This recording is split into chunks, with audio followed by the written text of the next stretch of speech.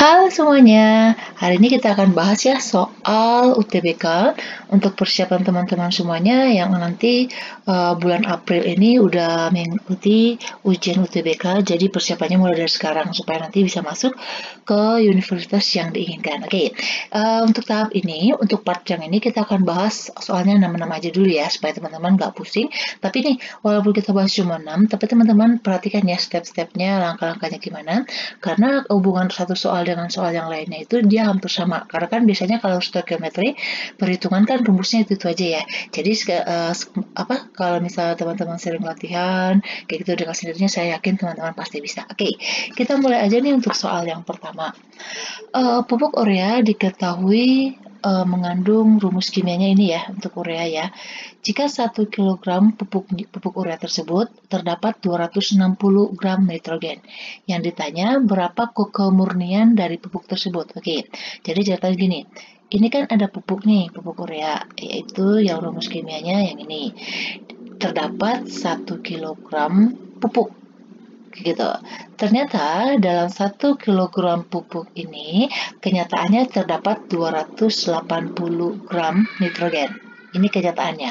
Yang ditanya berapa kemurniannya. Oke, jadi kalau salah satu unsurnya diketahui masanya, berarti kita bisa cari masanya itu yang sesungguhnya. Maksudnya itu yang seharusnya berapa. Oke, ini deh. Ini yang sesungguhnya ya. Oke, ini yang sesungguhnya, massa nitrogen yang sesungguhnya. Sekarang kita mau cari berapa massa nitrogen yang seharusnya. Gitu loh. Jadi massa nitrogen yang seharusnya berapa yang terdapat dalam 1 kg pupuk ini. Kenyataannya yang terdapat itu yang ini gitu. Oke, kita rumusnya. Ingat aja kalau misalnya mau cari massa suatu unsur, ini kan senyawanya ya. Berarti teman-teman saya yakin udah pasti bisa nih. Kita buat rumusnya dulu ya. Jumlah atomnya, berarti di sini kan N ya, jumlah atom Na dikali dengan AR-nya, massa atom relatifnya, dibagi dengan massa molekul relatif dari senyawanya, yaitu yang urea. Oke, yang ini. Baru dikali dengan massa, karena kan kita kan mau cari massa nih, berarti dikali dengan massa ureanya.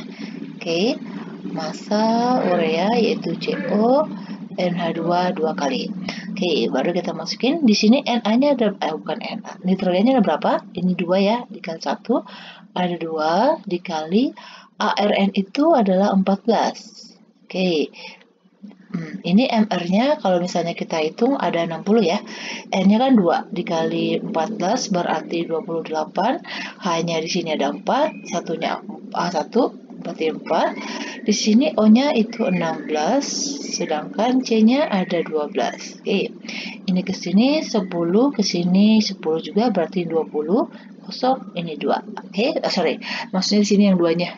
Ini berarti 60.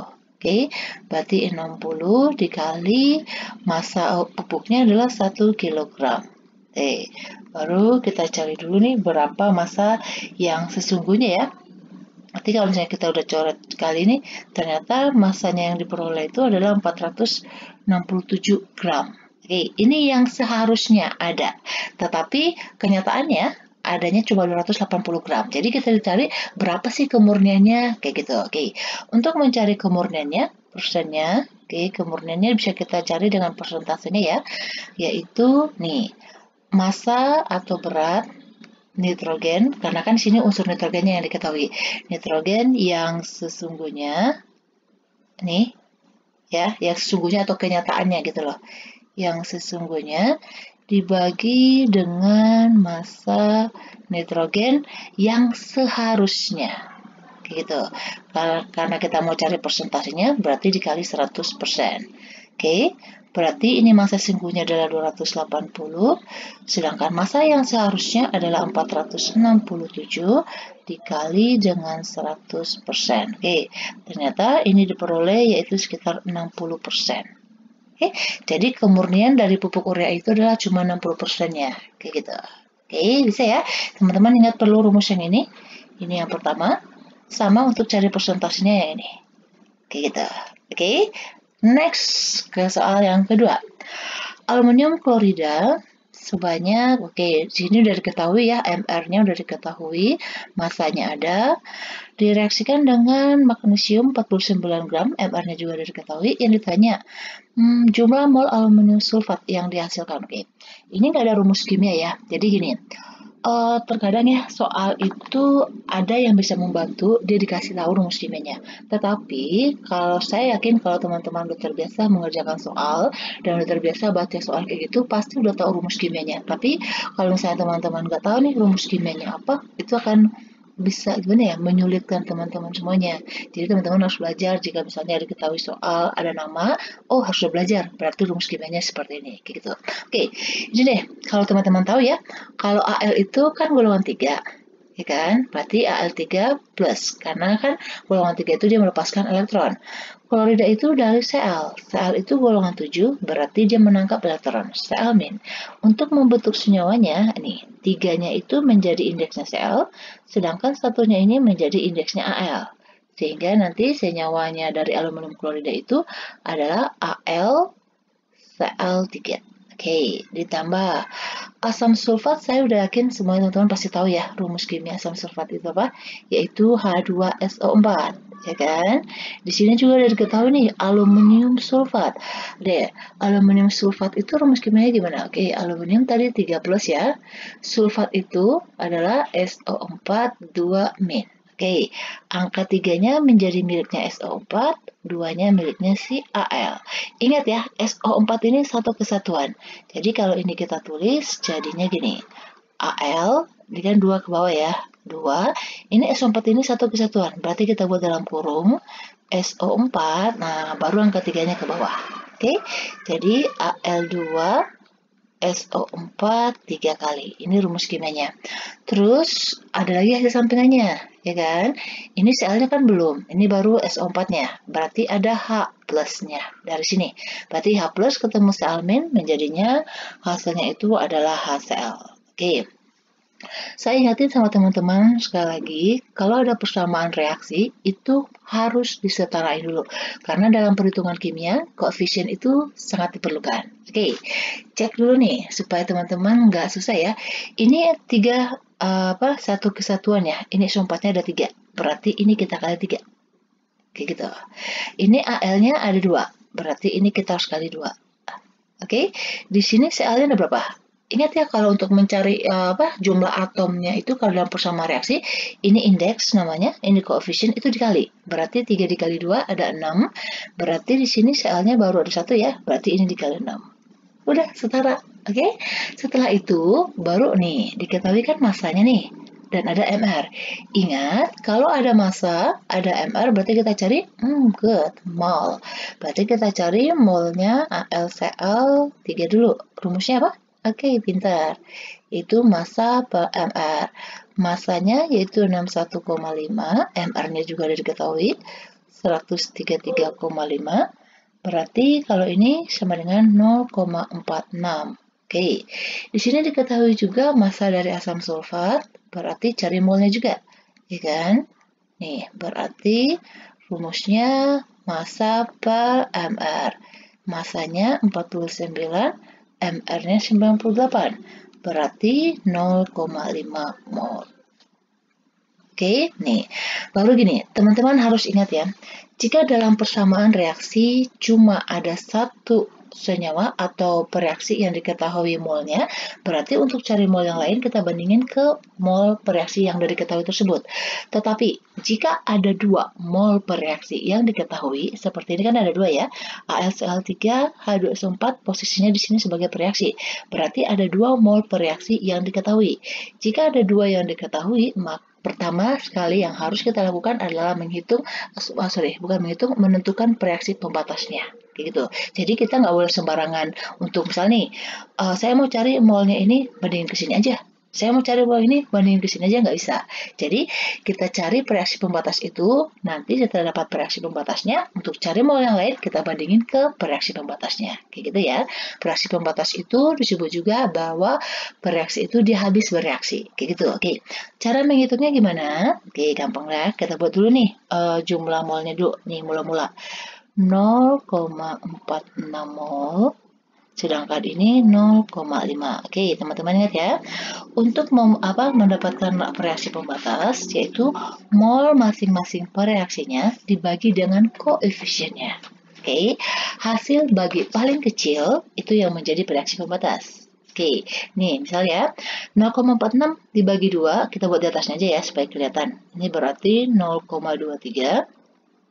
0,5 dibagi 3, ini sekitar 0,17. Oke, jika kita lihat hasil baginya ini 0,23 sama 0,17, berarti yang paling kecil ini, ya kan? Ini yang menjadi reaksi pembatasnya. Jadi, kalau kita buat MRS-nya, ya kan mula-mula, ini S, bukan S. Ini R, ini S, masa mula-mula bereaksi sisa, karena ini reaksi pembatas, dia habis, yang bereaksinya juga 0,5. Makanya dia habis. Sedangkan ini masih ada. Oke, tapi kita nggak perlu cari ini. Kita cuma disuruh cari ini berapa. Oke, gitu ya. Sekarang kita udah tahu reaksi pembatasnya adalah H2SO4. Ini kan kalau produk di awal reaksi nggak ada ya. Nah, cari dulu nih. Berarti untuk mencari berapa molnya ini, kita pakai perbandingan koefisien. Saya yakin teman-teman juga udah pasti tahu nih. Oke, caranya gini. Kita cari molnya Al2SO4 3 kali. Caranya yaitu koefisien dari ini, ya kan, karena dia yang cari. Oke, yang dicari per koefisien yang sudah diketahui, berarti itu reaksi pembatas, dikali dengan mol yang sudah diketahui, yang reaksi pembatas juga, gitu. Koefisiennya di sini ada 1, oke, ini yang saya bilang tadi, bahwa koefisien dalam persamaan reaksi sangat diperlukan. Mol yang diketahui, berarti koefisiennya ada 3 ya, ada 3. Oke, satu lagi nih teman-teman harus ingat, mol yang dipakai di sini itu bukan mol hasil bagi, tetapi mol awalnya. Mol mula-mula, yaitu 0,5. Oke, 0,5 mol berarti sekitar 0,5 per 3. Atau ini kalau misalnya kita sederhanain, bisa sekitar ini 5 per 30 ya. Ya kan, 5 per 30 sama-sama dibagi berapa nih? Oke, yang ditanya mol ya. Sebenarnya 1/6. Ini kan sama-sama dibagi 5. Jadi molnya aluminium sulfat itu adalah 1/6 mol. Oke, dapat. Berarti jawabnya adalah yang ini, yang A. Oke, nih teman-teman, ini saya jawab itu ya secara detail supaya teman-teman, ini kan latihan nih, latihan kerjaan supaya nanti bisa nih, oh caranya begini kayak gitu. Jadi nggak cepat langsung kayak gitu. Oke, jadi sembari kita review lagi pelajarannya. Oke, next untuk soal berikutnya, yaitu nih, sejumlah 3,2 gram gas metanal dibakar dengan 16 gram oksigen, jumlah molekul. Oke, H2O yang diperlukan. Lagi-lagi, di sini nggak ada persamaan reaksinya. Kita sendiri harus tahu. Jadi teman-teman harus tahu rumus kimianya metana apa. Belajar lagi yang hidrokarbon ya. Yaitu kalau metana itu C-nya 1. Karena ini belakangnya ana, berarti yang rumus kimianya gimana? Nah, ini dia. CnH2n plus 2. Saya kita teman-teman tahu nih, ini alkana. Oke, berarti metana itu adalah CH4. Katanya di sini dibakar, berarti direaksikan dengan oksigen. Oke, jika senyawa hidrokarbon direaksikan akan menghasilkan, pintar, yaitu CO2 ditambah H2O. Oke, lagi-lagi kalau ada persamaan reaksi harus disetarain. Di sini C-nya udah sama-sama 1, H-nya di sini 4, ini baru 2, berarti ini dikali 2. Di sini oksigennya ada 2, di sini oksigennya ini 1 dikali 2, ada 2 berarti total 4, berarti ini harus dikali 2. Selesai. Oke, next yang dicari adalah molekulnya si H2O. Di sini yang diketahui adalah massa. Berarti, pinter, cari mol. Molnya gas metan berarti massanya dibagi dengan MR-nya. Massanya yaitu 3,2, MR dari CH4, C-nya kan ada 1, 12 ditambah, ini kan ada 1, ada 4, berarti 16. 3,2 dibagi 16 berarti 0,2 mol. And then, mol siapa lagi? Mol oksigen.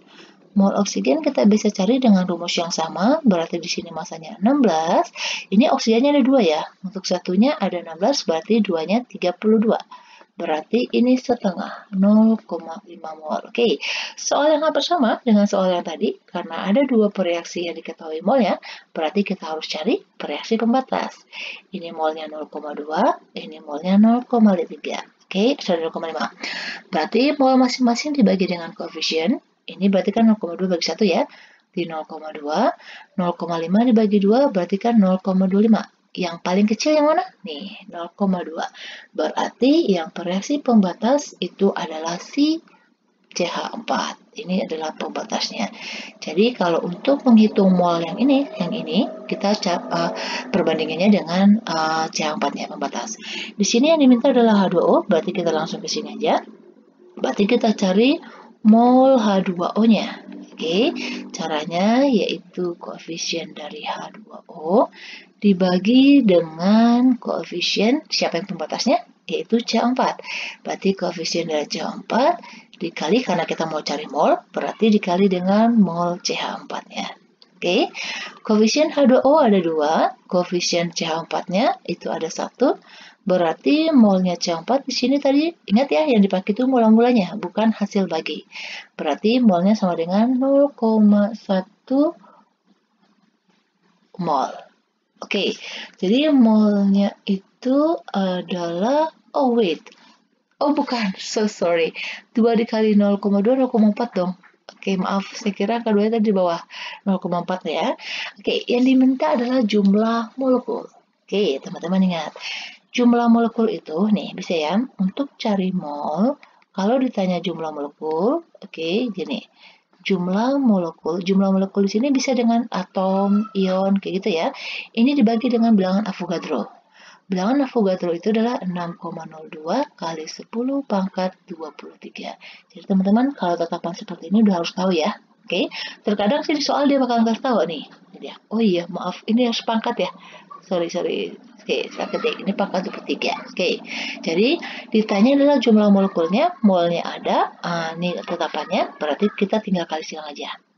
Oke, berarti jumlah molekul H2O-nya berarti sama dengan mol dikali 6,02 kali 10 pangkat 23. Molnya adalah 0,24, 4 ya, berarti 4 kali 10 pangkat min 1 dikali 6 kali 02 kali 10 pangkat 23. Berarti 4 ini kan 0,8 ya, bawah ya. 4 kali 2 kan 8. Ini 0,4 kali 6 itu 24, ini min 1, 20 pangkat 23. Kalau dikalikan jadi tambah ya, jadi 10 pangkat 22. Ada nggak? Oke, di sini dia 2 komaan. Berarti ini kita naikin ke depan 1, berarti sama dengan 2,408 dikali 10 pangkat 23. Oke, berarti jawabnya adalah yang D. Jadi teman-teman harus hati-hati nih. Kadang dia soalnya hampir sama jawabannya. Ya, oke, lanjut lagi ya. Diketahui atom X mempunyai elektron yaitu 26. Sedangkan neutronnya itu adalah 30. Oke, yang diminta di sini itu adalah nih. Jadi dia membentuk senyawa yaitu XO dan X2O3. Yang ditanya adalah pernyataan yang benar itu yang mana? Oke, nih teman-teman pasti ingat ya. Kan kalau dia kan ini X, misalnya ini Z, ini A. Ya, ini kan nomor atom. Oke, ini kan nomor massa. Oke, nomor atom itu sama dengan proton, elektronnya sama. Tetapi kalau nomor massa ini adalah penjumlahan dari proton ditambah neutron. Di sini yang diketahui adalah jumlah elektronnya. Berarti Z-nya adalah 26 nomor atomnya. Berarti kalau kita buat ya X ini 26. Di sini diketahui neutron, berarti A-nya bisa cari dong, karena kan jumlah proton sama elektronnya sama.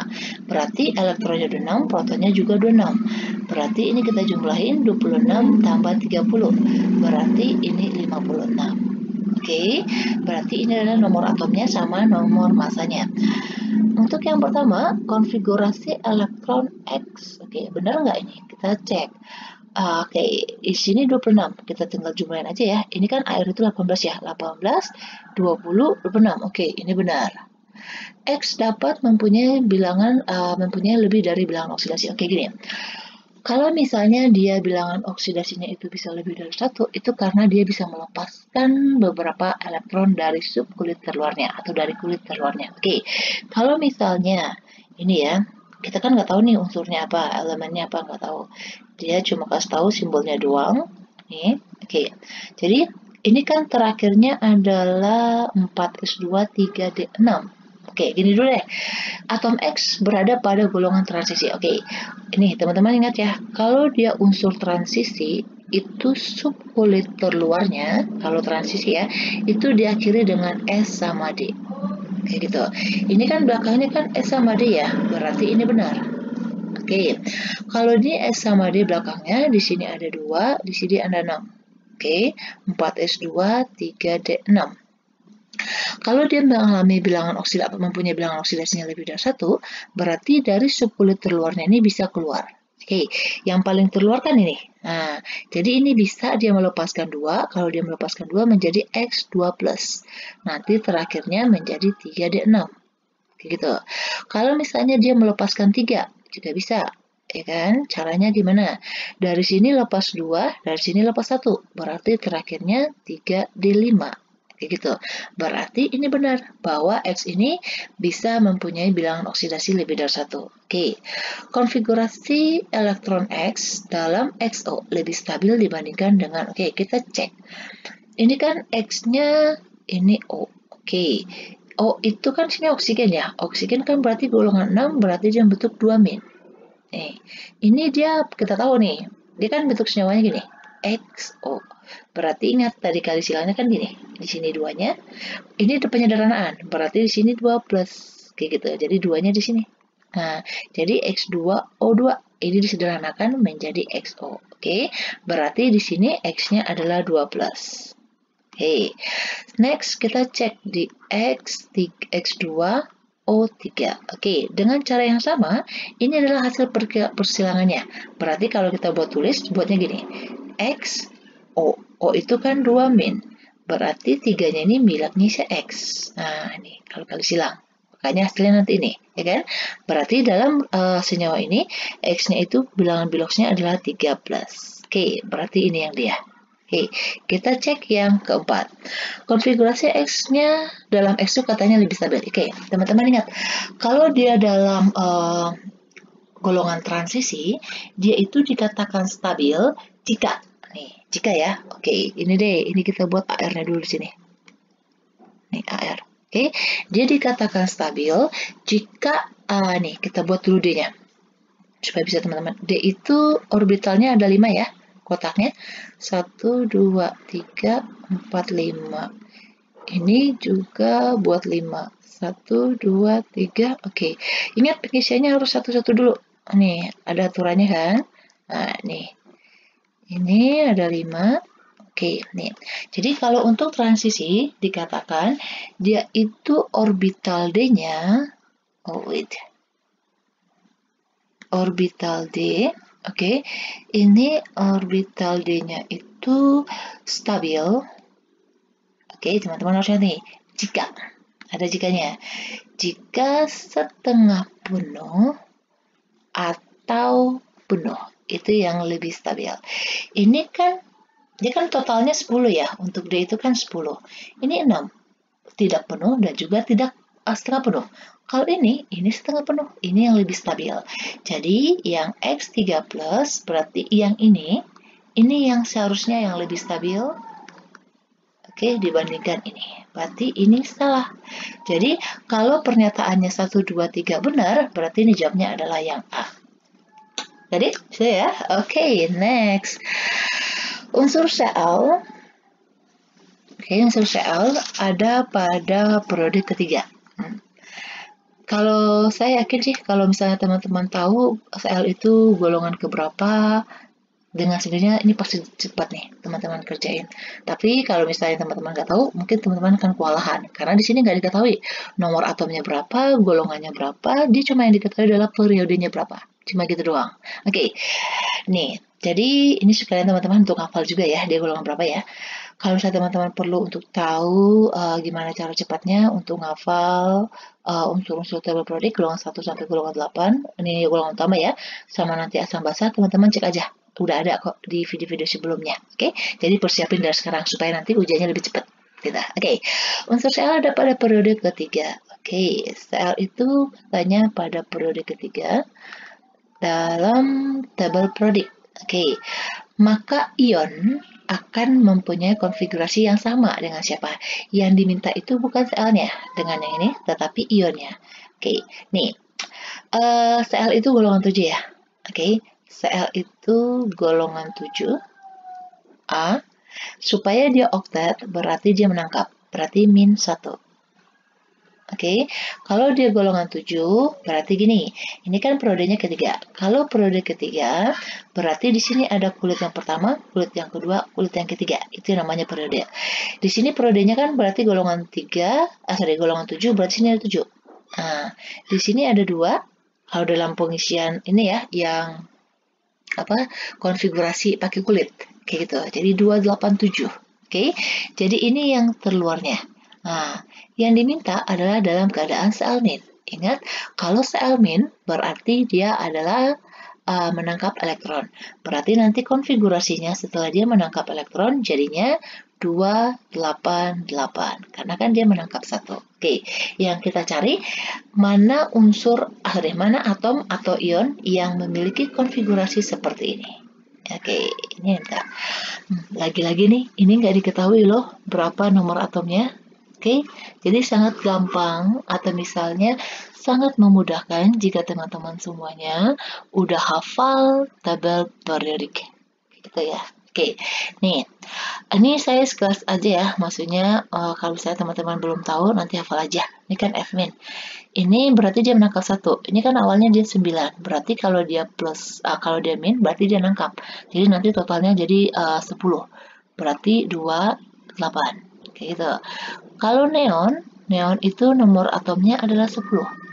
Berarti 28. Kalau natrium ini 11. Ini plus. Ingat kalau plus itu ingat ya. Kalau min dia menangkap menangkap elektron. Tetapi kalau dia plus, dia itu melepas elektron. Jika ini awalnya dia 11, dia melepaskan 1, berarti tinggal 10. Berarti 28. Kalsium itu dia nomor atomnya 20. Ini dia melepas elektron, berarti sisanya 18, ya kan? Di 288. And next, aluminium. Aluminium itu nomor atomnya 13. Ini 3 plus, dia melepaskan 3, berarti ini 28. Berarti yang sama dengan Cl- adalah ini, ion kalsium. Berarti jawabnya adalah yang D. Gitu. Oke, next lagi. Nih, ini soal yang terakhir ya. Terakhir, oke. Jika suatu unsur X, jika suatu unsur X dapat membentuk ion X2+.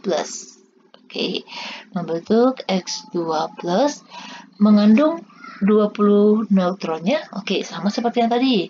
Nih, teman-teman ingat, tadi kan X, ini Z, ini A. Ini menunjukkan jumlah proton sama jumlah elektron, sedangkan kalau ini proton ditambah neutron.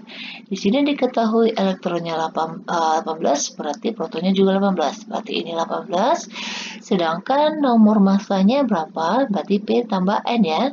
Ini berarti 20 tambah 18, berarti di sini 38. Ini adalah unsur X-nya. Katanya dia dapat membentuk X2-. Nah, ini dalam keadaan X-nya, kita disuruh cari yaitu dalam keadaan X2+-nya. Maka pertanyaan berikut tentang, jika suatu unsur X dapat membentuk ion 2+, ion 2+ ini dalam keadaan seperti ini, katanya. Keadaan seperti ini 2+. Berarti sekarang kita cari dia dalam keadaan netralnya berapa. Teman-teman ingat, kalau dalam keadaan netralnya berarti dia sebelum melepaskan. Iya dong, ini kan 2+, ya kan? 2+ itu ingat tadi 2+ itu dia melepaskan. Jadi, dalam keadaan melepaskan, dia dalam keadaan seperti ini. Berarti kita cari netralnya. Berarti sebelum dia melepaskan, berarti jumlah elektronnya bukan 18 dong, 20 gitu. Jadi dijumlahin dengan yang dilepaskan gitu. Oke, kita cek.